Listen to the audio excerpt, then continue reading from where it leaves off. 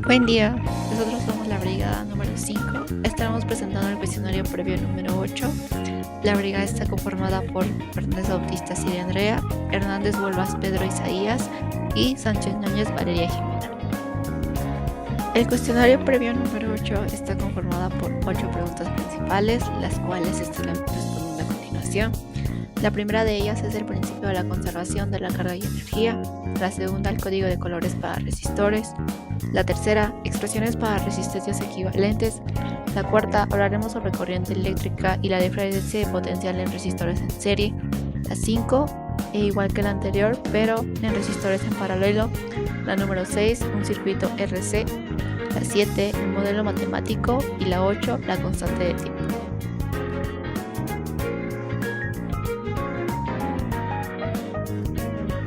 En esta primera pregunta vamos a responder a dos principios fundamentales de la física y de los sistemas eléctricos: el principio de conservación de la carga y el principio de conservación de la energía.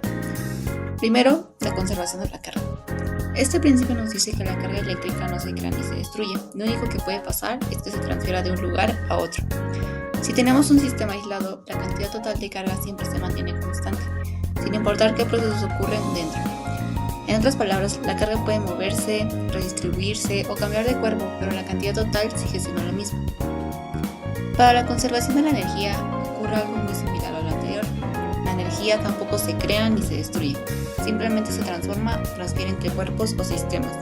En un sistema cerrado, es decir, que no intercambia energía con el exterior, la cantidad total de energía permanece igual. Lo único que puede cambiar es la forma en que esa energía se manifiesta. Puede ser en eléctrica, térmica, mecánica y entre otras. En esta pregunta número 2 hablaremos sobre el código de colores, que es la forma más común de identificar el valor de una resistencia eléctrica. Los resistores tienen entre 3 y 6 bandas de color y cada una representa un número o un factor multiplicador.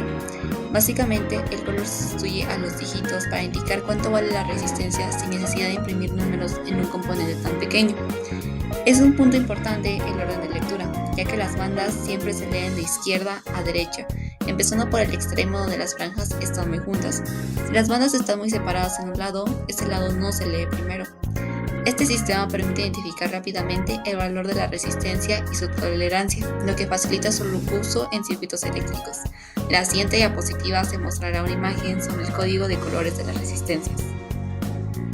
En esta diapositiva podemos ver la tabla completa del código de colores para resistencias. Aquí se muestra qué número representa cada color, cuál es su multiplicador, qué tolerancia corresponde a las bandas especiales.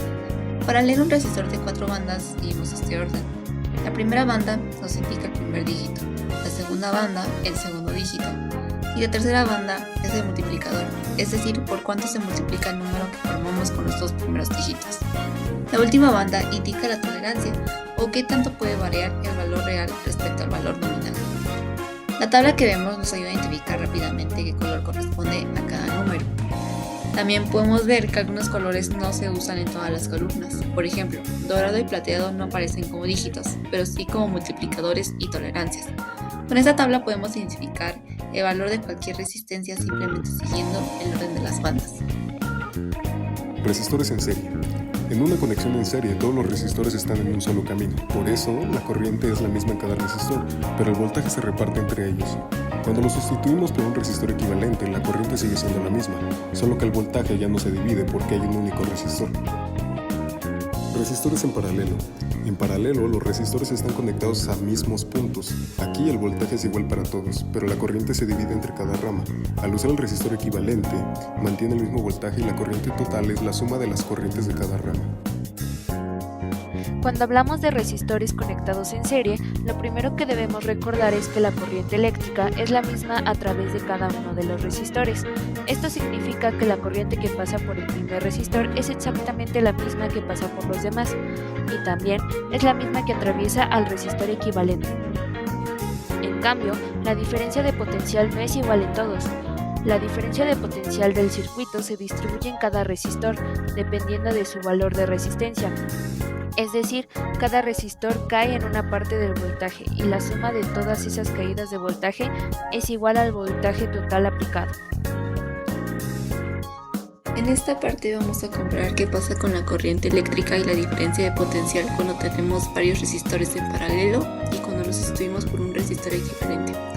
Primero tenemos que recordar que cuando los resistores están en paralelo, todos comparten la misma diferencia de potencial, sin importar cuántos haya ni de qué valor sean. El voltaje en cada uno es igual al voltaje total. Lo que sí cambia es la corriente. En este caso la corriente se divide. Cada resistor conduce una parte dependiendo de su valor. Los resistores de menor resistencia llevan más corriente y los de mayor resistencia llevan menos. Ahora, si los vamos a reemplazar todo este conjunto por un resistor equivalente, ese resistor único también tendrá el mismo voltaje que tenían los resistores originales. Y la corriente total que entra al equivalente es exactamente la suma de las corrientes que se repartían entre los resistores individuales. Un circuito RC, resistencia y capacitor, al conectarse a una fuente de voltaje, el capacitor se carga conforme la corriente disminuye, gradualmente hasta cero, mientras la diferencia de potencial sobre él aumenta hasta alcanzar el voltaje de la fuente. Al desconectarse a la fuente y permitir que se descargue a través de la resistencia, la carga, la corriente y la diferencia de potencial decaen a cero. Además, estos circuitos se emplean como temporizadores para limpiaparabrisas, marcapasos y filtrar secuencias no deseadas.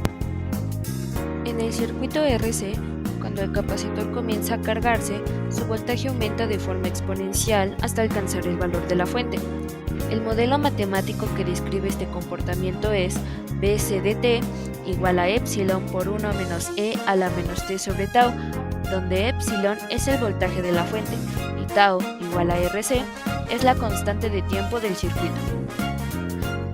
La gráfica que aparece en la diapositiva muestra esta curva de carga.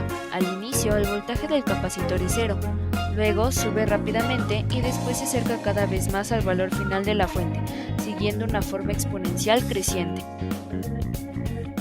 Para determinar la constante de tiempo de un circuito RC, se utiliza la expresión tau es igual a R por C. Aquí R representa la resistencia del circuito, que se mide en ohms, y C representa la capacitancia del capacitor, que se mide en faradios. La constante de tiempo tau nos indica qué tan rápido se carga o se descarga el capacitor.